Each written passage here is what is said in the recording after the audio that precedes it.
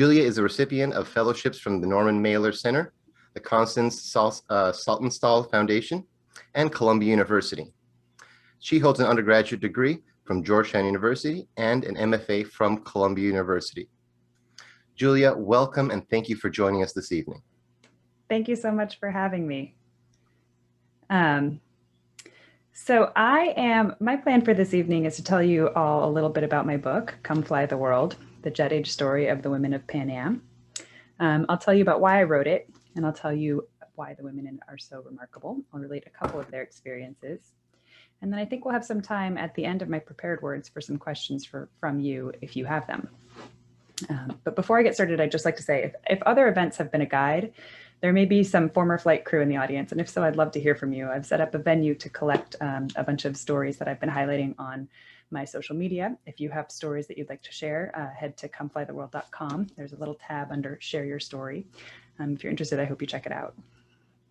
So broadly, my book is about international stewardesses. I'm using the term intentionally for historical accuracy of Pan Am, which was in its day, as many of you know, the only American airline that flew exclusively international routes, which is to say, if you got on a Pan American Airlines flight, you got off in a foreign country. The book is about the places that these women flew to, the way they moved through the world, the work culture of the airline, and the largely unseen role that they played in the Vietnam War. Much more specifically, it's about the lives of 5 women and their time flying. The book is about how flying impacted the choices that they made, the lives that they led. It's also about the fun that they had, the places they visited, the challenges they faced. One reviewer said that it reads like a novel, but it was really important to me that it was actually about real women and that the book was entirely factual. The true place of women in some of the great scenes of history has really often been ignored, as history has usually been written by men focusing on other men. I wanted to do my own very small bit to center the stories of these remarkable women. I came at this book kind of accidentally. I'd been living in New York, writing about art and architecture and travel for a bunch of different magazines. And I was invited to go to an event at the TWA terminal at JFK. I don't know if many of you have been there. It's absolutely beautiful. It was designed by Eero Saarinen and built in the late 50s. And it's just one of the most stunning examples of jet age architecture. I'd always wanted to tour it. Now it's a hotel, anyone can go. But back then, you had to get invited to events that were being held there. So the Pan Am Historical Foundation held an event there. I went and I wound up completely accidentally talking to 2 women for the whole event. And I was just so impressed by them. They were really smart. They were very sophisticated. They talked about history and the events of geopolitics of the 60s, 70s, 80s, 90s with a level of really casual but authoritative intimacy. They were so knowledgeable about things as varied as where to do the best shopping in Rome and Hong Kong, and also the ins and outs of politics and history that I had never really thought about in that way. I wanted to know everything about them.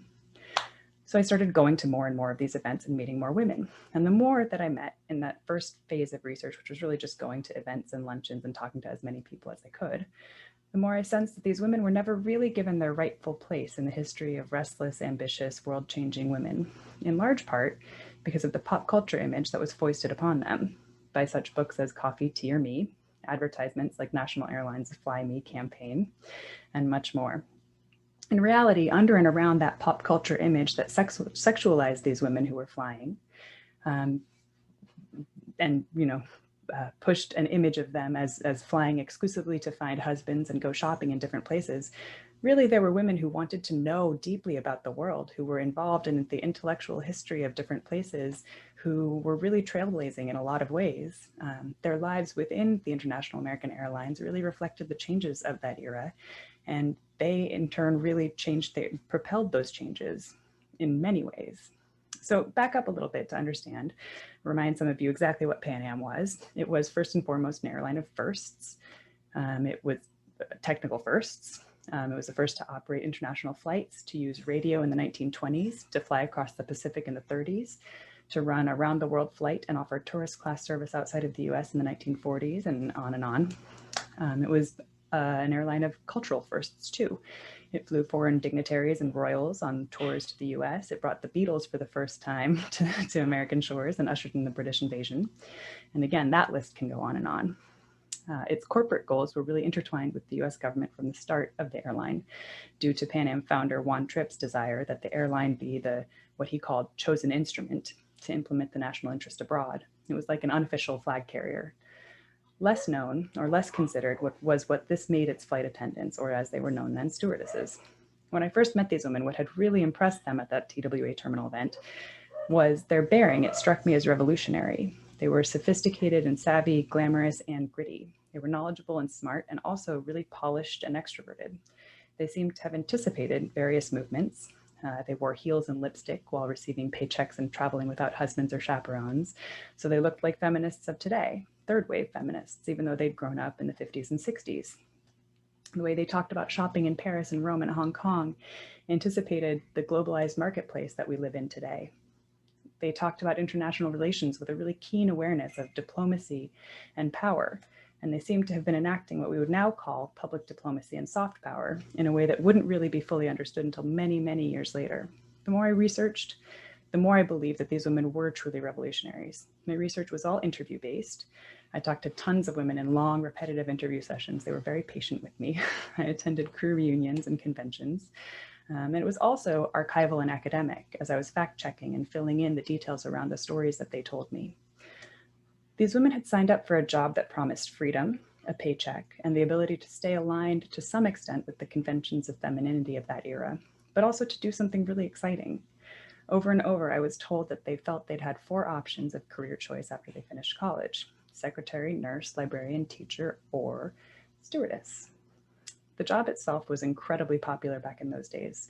In 1968, it was listed as the #1 choice of graduating high school seniors all across the US. American Airlines in general, not the airline American Airlines, US-based airlines, hired 2 to 3% of applicants. It was unbelievably selective, harder to get into than Harvard. On Pan Am, the requirements were really rigid. They reflected a certain contradiction. They were frankly very sexist, in that the women had to be young, unmarried, a certain height and weight, and very pretty. Their physical beauty was assessed in excruciating detail during hiring interviews, but the requirements were also intellectual. They had to be able to speak 2 languages, have some college education, and to be able to think very quickly on their feet and problem solve under pressure. Statistics reflect that intellectual requirement. In the late 1960s, 6 to 8% of women had college degrees, and 10% of Pan Am stewardesses not only had gone to college, but gone to graduate school. These women were a selective group who were united by curiosity, daring, the desire to see places and meet people that they'd never come across in their hometowns, and a sense of access to and involvement in the international. And they got it. They got multiple day layovers in global capitals like London, Rome, Monrovia, Beirut, Tokyo, Hong Kong, and more. They got envelopes of company cash waiting for them at the hotel concierge to cover their per diem expenses. They got membership in what I came to think of as a sorority of merit, where the other women in the crews were just as qualified, curious, and interesting as they were. Those who'd attended graduate school had been in the minority as women in the halls of, say, law or architecture schools. Here, they'd been chosen not in spite of their femininity, but because of it. So now I've told you a little bit about who these women were by the time they were hired and why they wanted the job. I'll tell you a little bit more about what happened after they were hired. If a woman was selected to fly on Pan Am, she went first to a 6-week training course. I spent days, weeks poring over these training manuals. They're incredible documents that cover topics as completely divergent as the physics of flight and proper makeup application. They learned safety procedures, like what to do if the plane was hijacked, but also how to make a perfect martini and carve a rack of lamb. They were measured for their couture uniforms, which were designed by top designers, but they were also taught the religious and historical traditions of various regions so that they could treat their passengers with as much empathy and understanding as possible. Indeed, I found one word that appeared over and over through all of the training manuals: diplomacy. They were told again and again that they were representing the US, that their every action in uniform reflected not only the airline, but on the entire United States. Keep in mind that this is the middle of the Cold War and the Vietnam War. Indeed, on one specific flight route, that role of diplomacy was very true. During the Vietnam War, Pan Am set up an airline within an airline to accommodate the R&Rs that the Department of Defense promised to each American serviceman that was in Vietnam. It was not the only airline to fly American soldiers into combat. 12 different American airlines were contracted with the DoD, but it had the largest share of government contracts. On these flights, the women who crewed the planes were issued a Geneva Conventions card that named her a second lieutenant in the armed forces, so that if anything happened to the plane and a stewardess was captured by the North Vietnamese, she would be treated according to international treaties as a prisoner of war. That was not an irrational or hyperbolic situation to prepare for. In my research, I heard a great many stories about what women experienced on these war flights, from coming under enemy fire to acting as a cheerleader or therapist for frightened men to dealing with soldiers with violent PTSD in the air. They were even commended in American military newspapers and magazines for dealing with these situations. They evacuated refugees in incredibly dangerous missions throughout the war, one of which is the event that brought 3 of the women in my book together, a refugee evacuation flight called Operation Babylift in April of 1975. These women had a broad variety of perspectives on the war, like the American public itself. One of my primary subjects, for example, Lynne, she was deeply anti-war. She went to anti-war protests. She understood that the war had never been properly declared by the US Congress. She abhorred the draft and the violence against what she saw as a sovereign nation. Another one of my primary subjects, Tori, she was originally from Norway, which had relied upon NATO during the Cold War. She saw the Vietnam War as a fulfillment of the US's promise to an international treaty and a small nation that had asked for help to defend against communism. She was incredibly proud to contribute to the war effort. What they all agreed on, Lynne, Tori, and every single woman that I interviewed who crewed these Vietnam flights, was the importance of offering the soldiers themselves as human beings a dignified service. Many of these men had been drafted. They didn't want to be there. Others had volunteered. Regardless of their personal proclivity, though, some would not be coming home. The women felt very keenly their duty, not to the war or even the United States, but to the men themselves, the human beings inside of the uniforms. So they worked really hard to offer compassion and levity to the people who were sitting in their seats. They served as really contradictory roles to these men. They were therapists, cheerleaders, disciplinarians, kind of girlfriend figures too, to hundreds of thousands of American men. What I saw was that these experiences, and actually many, many more, this is just one example, you'll have to read the book to learn about the other examples, was what had made these women seem to me like agents of soft power or public diplomacy long before those terms had really come into frequent use. Their job had involved these very consequential, active, dramatic, and dangerous undertakings, and yet it had also involved maintaining the veneer of effortlessness and grace throughout it all. And that was what generated the attitude that had fascinated me about these women from the start, that combination of glamour and grit that I mentioned at the beginning of this talk. I hope some of you will pick up the book and see what I mean. If you do, I hope you enjoy getting to know the women in its pages as much as I did. You might even recognize some of the places that they went to. They flew out of Manhattan Beach and New York. Maybe you recognize Beirut or Bangkok or Hong Kong more. So those are my prepared comments. I'm really excited to hear if anyone has any questions. Hi. So yeah, first of all, I wanted to thank you, Julia. It's a great book. I really recommend it. It was an amazing recollection of stories. So yeah, before we start, I wanted to make a few questions before we go to the audiences. So one of the first paradigms that I encountered was how avant-garde and visionary Panem was, while at the same time how sexist and archaic their ideas regarding women were. So could you expand a little bit more on this, please? Absolutely. The whole industry was the job itself was based on these very sexist perceptions of women and men.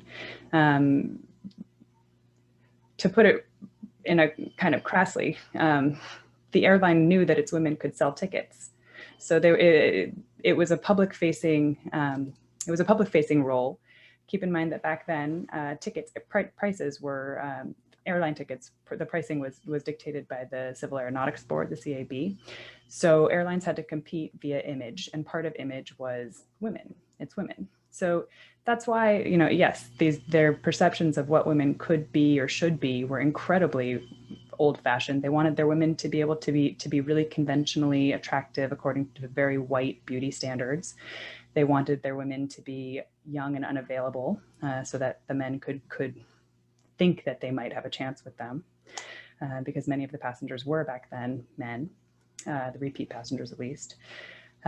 But at the same time, it was a contradiction because it offered a huge amount of freedom to women who were traveling alone when it was really unacceptable, frankly, in the 30s, the very early stewardesses, in the late 20s and 30s in particular, and even into the 40s, it was completely unacceptable for women to be traveling by themselves with no chaperone and no social contacts to be trading on. So it was a deep contradiction in terms to hire women based on complete sexist paradigms and then offer them freedom that was unprecedented. Yeah, thank you. And yeah, as you just mentioned, Pan Am stood for image, luxury, technology, and innovation. Moreover, it served as an extension for the American government and its ideology after World War II, basically. There is a very amusing quote from your book that goes, even before there was Coca-Cola in some places, there was Pan Am. So can you briefly tell us about the airline's legendary diplomatic and almost peacemaking role? Yeah, so I had not known any of this when I started doing this research. I found it fascinating the degree to which the airline really had inserted itself into a number of different conflicts. In part because One Trip had this image of Pan Am as fulfilling the US government's missions abroad, but also because it was smart business. In the 1940s, before the US had entered the war, Pan Am swooshed in, knew that Churchill was asking for help, but that the US did not want to completely enter the war yet. So Pan Am decided to, was called upon by the US government and eagerly accepted the challenge to create these airstrips all across Africa. It basically made what we would recognize as US Army bases, although it wasn't, it was private, these military-like facilities all across Africa. But what they were really doing was establishing their brand and fulfilling and opening these airstrips and airports all across Africa that they would then go on to use and maintain for decades to come. But they were able to use government money to do so. So that's one example. In every war effort that happened in the US, Pan Am was the first to step up and provide troop transport and refugee evacuation transport. It really wanted to be a part of the US's foreign policy. Yeah, and you just mentioned Africa, and there's an anecdote I really enjoy from Tori, that she's part of a plane hijacking in Africa. So yeah, I really recommend the book. It has like amazing stories that, as you say, it's sad that we don't know of. And during your interviews with these stewardess, was there a story or an anecdote that shocked you or touched you the most?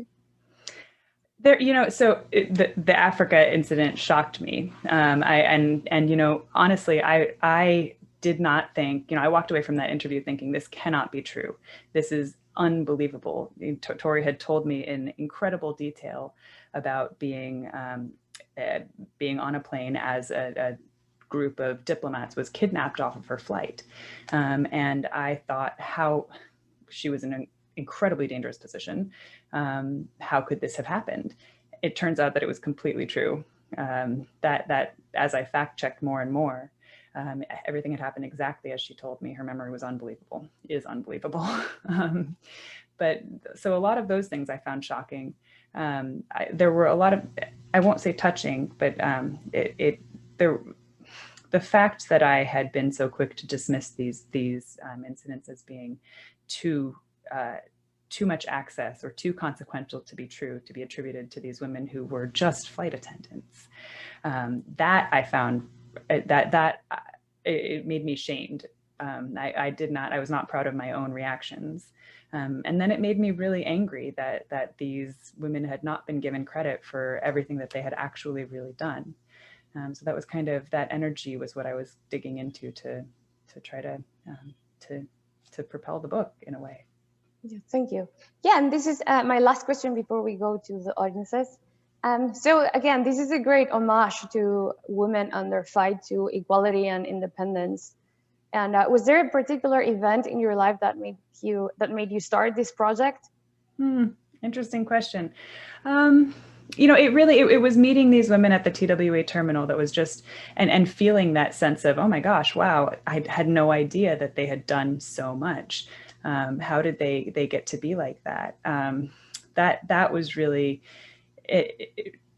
a moment that I found startling. I think that for feminists of today, I wholeheartedly identify as a part of the feminist movement. I know exactly how much I owe to so many women who came before me in their push for equality.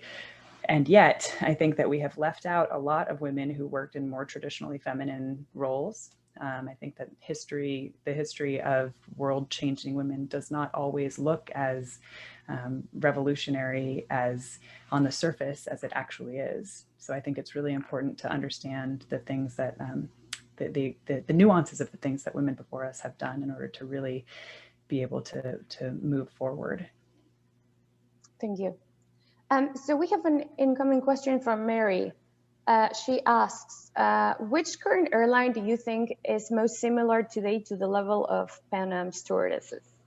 Ooh, I have no, so I don't actually know. I know that in the US, so one of the threads of the book has to do with the way that the stewardesses of the 60s and 70s were able to dismantle the really sexist hiring practices of the era. So part of the reason why our stewardesses are no longer exclusively young, white, unmarried women, and our crews now reflect a much greater diversity of who wants to work in flight service these days, and reflect actually America.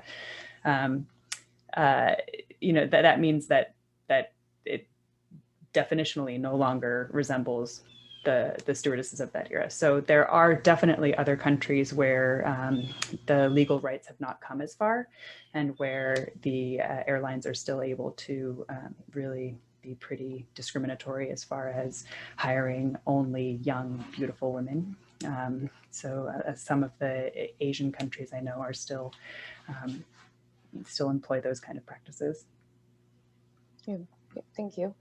Next question from Jeffrey. He asks, fascinating story of the role of the Pan Am stewardess and their function. Did you have an opportunity to uncover similar stories with a TWA stewardess at the time? Yeah, so I interviewed women from a lot of different airlines. I interviewed women from TWA, Flying Tigers, American, Braniff, a couple of different airlines. And a lot of their stories echo a lot of the themes of what the women on Pan Am experienced and did. TWA, so Pan Am I centered on because of its diplomatic focus, because it was so intertwined with the US government, and because there were no domestic routes exclusively. It was jumping from jurisdiction to jurisdiction, from one country to another all the time. Other airlines did not have that level of whiplash in a way, and diplomatic involvement, because they were flying frequently within the US. TWA is one of those airlines. A lot of the other airlines, they had international routes, but they did not exclusively fly internationally. Yeah. Oh, and I did not know about the Braniff airline, and then I Googled their uniforms, and it was hard to believe. So yeah, the airstrip thing is unbelievable. Like you can go down a YouTube hole at some time, just like looking at all of these different videos, because they've all been put on YouTube now. It's amazing. So cool. you can watch the whole airstrip thing. It's chilling in how objectifying it is. And yet I have these conflicted feelings, because some of the clothes are actually really gorgeous. Braniff, I think, was designed by Valentino. So a lot of these outfits are really stunning. That does not take away from the degree to which the women who were wearing them were asked to take off layer after layer in flight. How do you perform your job and do that? How do you get taken seriously? It's difficult to imagine. Yeah. Okay, next question comes from Sean. He asks, You mentioned stewardess being a form of American diplomats. Do you think the national airlines of some nations still view their stewardess as diplomats or soft power for their country? Absolutely. Yeah. So the US is unique in that we don't have a single flag carrier. I use the term in my talk and I realized that I didn't define it. But for those of you who are not in the airline industry or are not familiar with the term, flag carrier is the term that's used for an airline that is associated with or a branch of, a part of a government. So other airlines do have flag carriers, and yes, I think they are seen, the flight attendants of those airlines are seen as an extension of the nation in a way, the national interest. The US does not have flag carriers because we have the open marketplace here. So we have less of that. Yeah. Thank you. This question comes from Martin. He asks, for us who have not read the book, can you talk about the Saigon and Babies operation? Yes. So at the very end of the Vietnam War in April of 1975, the U.S. had been technically out of Vietnam for 2 years, but the U.S. had been pouring munitions and advisors into the country who were working both covertly and overtly with the South Vietnamese government. When the North Vietnamese were coming into Saigon, it was incredibly chaotic at the very end as the U.S. was trying to get its agents out of the country. It was also trying to get a lot of orphans, children who had been either fathered by American servicemen who had been in Vietnam or who had been orphaned, refugees. So a lot of the orphanages were really doing their best to get as many children out as they could. They were limited by airline capacity. Many of those children had confirmed adoptive parents in the US or in Europe, in France and England, in particular France, because Vietnam had been a French colony. France had a lot of adoptees. But in April, there was a bottleneck. They couldn't get as many kids out as they wanted to. It's an incredibly complicated event, and I will inevitably say things perhaps a little bit incorrectly. In the book, it's much more nuanced. But what wound up happening was the US offered a plane to begin to ferry a couple hundred of those children out of the country, out of Saigon and into the US. That plane crashed. It was an Air Force plane with known mechanical malfunction. But it crashed. No one at that moment knew why it had crashed. It was seen as possibly being an act of sabotage on behalf of the North Vietnamese, and it was seen as being really a horrendous act of sabotage. There was children on this plane. There were 300 children, many of whom died. Others survived. So what happened was an American businessman chartered a series of planes, the first of which was a Pan Am flight that was rerouted from Hong Kong to fly into Saigon and take 400 babies out of the country. So 3 of the women who my book focuses on were on that flight. One of the things that really, it struck me as being kind of a pinnacle moment of just the impulse of the Pan Am stewardess to say yes, to act, to take on these roles of diplomacy and danger in ways that they had not been told that they were going to. They had not seen that as being a part of the job that they were applying to do. And yet when all 3 of the main women in my book were sitting in that Hong Kong hotel room and told that they were going to be flying into an active war zone and picking up a plane load of babies and children, they said yes, they went. Yeah, thank you. Another question from Solomon. He asks, what is your perception regarding the accuracy of the series called Pan Am, that starred Margot Robbie? So on the one hand, my taste in TV is not the best in the world. I really love bad dramas on TV. I love it. I unabashedly watch really not great TV. I don't think it was a great TV show, but I had fun watching it. One of the issues with the TV show was that it really did focus on these sexy stewardess tropes. And it did not really frame the job as being a really ambitious, wonderful possibility for a group of incredibly bright and curious women. So I'm aware that that is not a great thing about the TV show. Okay, thank you. Next question from Connor. He asks, do you think this level of expertise and knowledge would ever be possible again for an American airline? I don't know. It's a really good question. I think that I don't think it would be possible, thinking about it. I think that part of what made that level of expertise possible was the really anemic possibilities for women back then. Women who came from slightly more conservative backgrounds or families who felt a degree of family pressure to, as I said, conform to femininity and take a job that was acceptably feminine, which were huge numbers of women, incredibly interesting, smart, ambitious women included, who might not have wanted to be or even if they didn't feel that kind of family pressure, if they just didn't want to be the only woman in a classroom, or if they didn't want to be, if there were 3 women, they were really balkanized by their femininity. Each one was fighting to be the token woman included in an intern class or something like that. If a woman just didn't really want to do that, she didn't have a whole lot of options.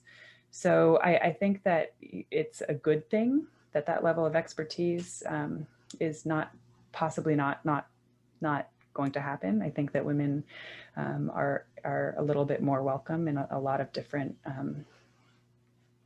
areas now, which is not to say that we don't still fight to be accepted in many workplace situations. I think that that the job of flight attendant is still a really good opportunity for people who are different kinds of, who want a level of curiosity and challenge and adaptability, changeability. They don't want to be in a job that is a 9-to-5. They want something that they can adjust to different life circumstances, and something that's going to challenge them with events, with challenges that are always changing. I think it's still a really great job for people who are like that. I think it's just a slightly shorter term one for the level of that level of qualification. Yeah. I also enjoyed how you mentioned that back then women were also not accepted by the Department of State. I think it was only like 1%. Yes. Or yeah. So Tori, one of the women in my book, really had wanted to be a diplomat, and so I had and she flight service had been her second choice career. She thought she was just going to do it for 2 years and then go do something else, a serious job.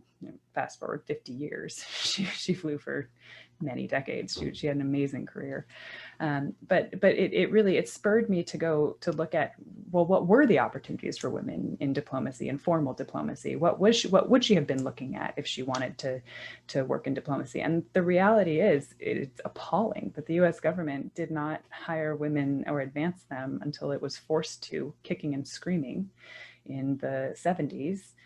There was one lawsuit that went on until the 80s. So it really, it's appalling. Thank you. And the last question from George, he asks, how did Pan Am flight attendant salaries match up with the average skilled labor salaries of that period? Yeah, it was about commensurate with working as a secretary or a nurse or a librarian. It was not about the pay was fine, and pay would increase the more responsibilities once you went from a regular flight attendant to a purser, which is the head flight attendant on a plane. You got a pay bump. And it increased with seniority as well, but it was not necessarily exclusively about, the appeal of the job was not exclusively about the paycheck. It was about collecting the same kind of paycheck as you would get as a secretary or nurse or librarian, while also being able to fly around the world. You could also save a lot of money by living with a number of roommates. A lot of women that I interviewed lived with, especially in the early days when they weren't making any money, they lived like 5 women to a 3-bedroom or a 3-bed apartment, because they were all out flying all the time, so they weren't often at home. You could save a lot of money doing a lot of different things. Plus, you got incredible experiences. You got to fly all over the world. Yeah, like it really made me want to be one of them. It was an amazing story. And I just wanted to show to the audience a few of the ladies that Julia interviewed. So again, it's an amazing book. It's very touching. It's a good path throughout American history. So please, our friends at Brazos Bookstore, they're giving us a discount, and these are copies signed by Julia. So the link is in the chat. And yeah, feel free to email us should you have any questions. We're always glad to help you. Julia, congratulations again on your amazing work. Thank you. Thank you so much for having me. This has been really fun. Yeah. Well, we wish you all the best. We hope to have you for your next work, and we wish you all the best. Sounds great. Thank you. Thank you, everybody.